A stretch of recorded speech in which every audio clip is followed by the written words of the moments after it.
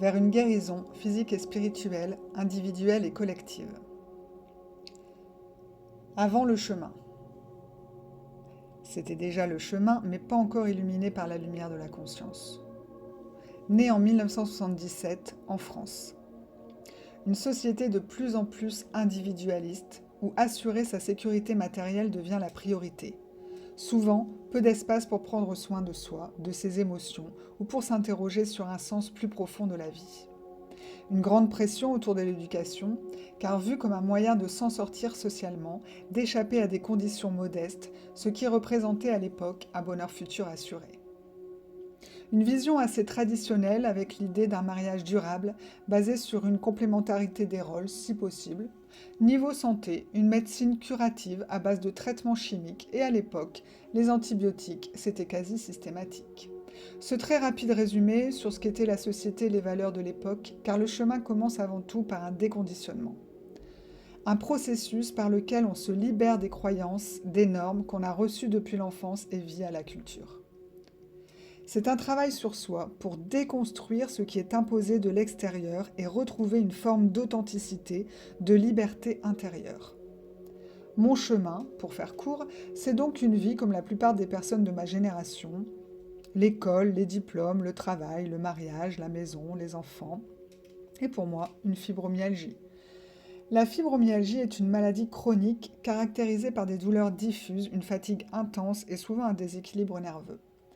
Pour moi, en ce moment d'arrêt a été nommé fibromyalgie, mais cela aurait pu être aussi un burn-out, une dépression ou toute autre maladie provenant d'une non-écoute de soi, de son corps, de ses besoins, de ses valeurs. La fibromyalgie est d'ailleurs souvent diagnostiquée après un burn-out. Mais peu importe les mots, d'ailleurs j'en profite ici pour exprimer le fait que les mots dans ce blog ne sont que des panneaux indicateurs et qu'il faut comprendre, plutôt ressentir, le sens global des termes. Si l'on reste bloqué sur les mots, le mental s'en empare, fait ressortir les contradictions et nous fait jeter le bébé avec l'eau du bain. Évidemment, ne pas donner les pleins pouvoirs au mental et s'en remettre à la conscience ne va forcément pas plaire au mental et celui-ci va tout faire pour nous détourner de la conscience. Le mental, c'est quoi? Ce sont toutes les pensées. Ma première prise de conscience qui marque le début du chemin est la phrase « Nous ne sommes pas nos pensées », lue dans l'excellent livre d'Eckhart Tolle. Ce fut pour moi une révélation. Découvrir que le cerveau fabrique des pensées et qu'on n'est pas obligé de s'y identifier fut pour moi un réel soulagement. Effectivement, si l'on suit toutes ces pensées, on a parfois l'impression de devenir fou. Le mental va sans cesse aller chercher dans le passé ou se projeter dans le futur grâce aux connaissances qu'il a acquises. Il ne peut pas faire preuve de créativité car tout est basé sur ce qu'il connaît déjà. Il s'agit d'une pensée analytique, telle que peut l'avoir l'intelligence artificielle. L'intelligence artificielle fait peur parce que nous pensons qu'elle peut nous remplacer. C'est parce que nous n'avons pas encore découvert que nous sommes bien plus que nos pensées, que cette intelligence analytique. Nous sommes avant tout une conscience, et notre intelligence provient de celle-ci et pas de notre capacité à analyser. Revenons-en au burn-out. Pour simplifier, je vais donc appeler burn-out tout moment dans la vie d'une personne où son corps et sa tête ne veulent plus avancer, où la volonté ne suffit plus.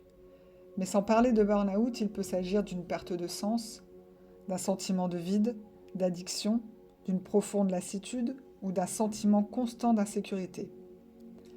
Rares sont donc les personnes n'ayant jamais été touchées par ce genre de sentiment. Cela peut être vu comme un échec, une incapacité à faire face à la vie. Mais ceci est un cadeau, car cela nous force à nous poser des questions essentielles. Comme dirait Jiddu Krishnamurti, ce n'est pas un signe de bonne santé mentale que d'être adapté à une société malade. Le début du chemin, pour moi, c'était donc il y a plus de 15 ans, marqué par la fibromyalgie. C'est ce chemin de questionnement, mais aussi de réponse que je souhaite aujourd'hui partager avec vous à travers ce blog.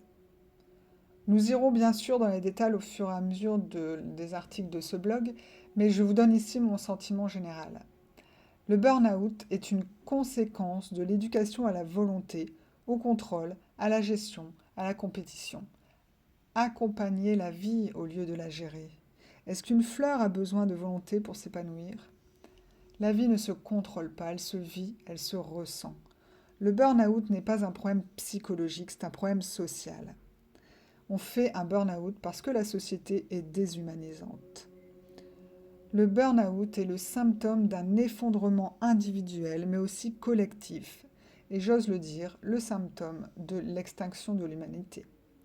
Humanité dans son sens premier, c'est-à-dire l'ensemble des êtres humains, et dans son sens second, de compassion.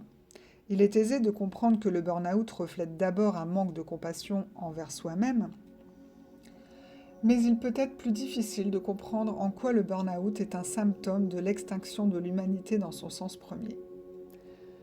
Je ferai référence à la citation d'Eckhart Tolle, « L'avenir de l'humanité dépend de notre capacité à devenir plus conscient, à vivre dans le moment présent et dépasser les limitations du mental. L'homme doit évoluer. Il doit découvrir la vérité au-delà du mental.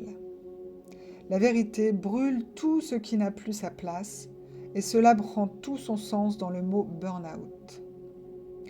Cet effondrement, c'est le début de la transmutation.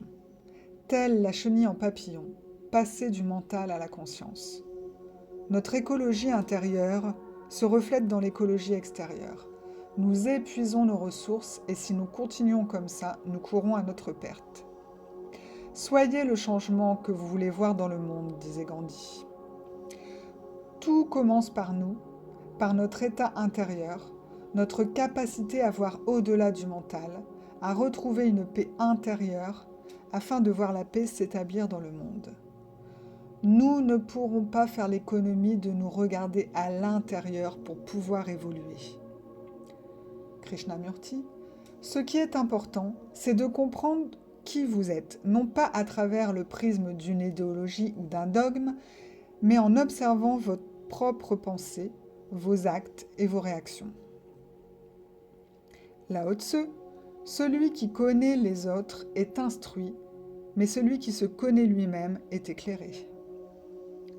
Carl Jung, qui regarde dehors rêve, qui regarde dedans s'éveille. Krishnamurti, le mental, lorsqu'il est en charge, nous maintient dans la souffrance. L'humanité ne pourra évoluer que lorsqu'elle dépassera le mental.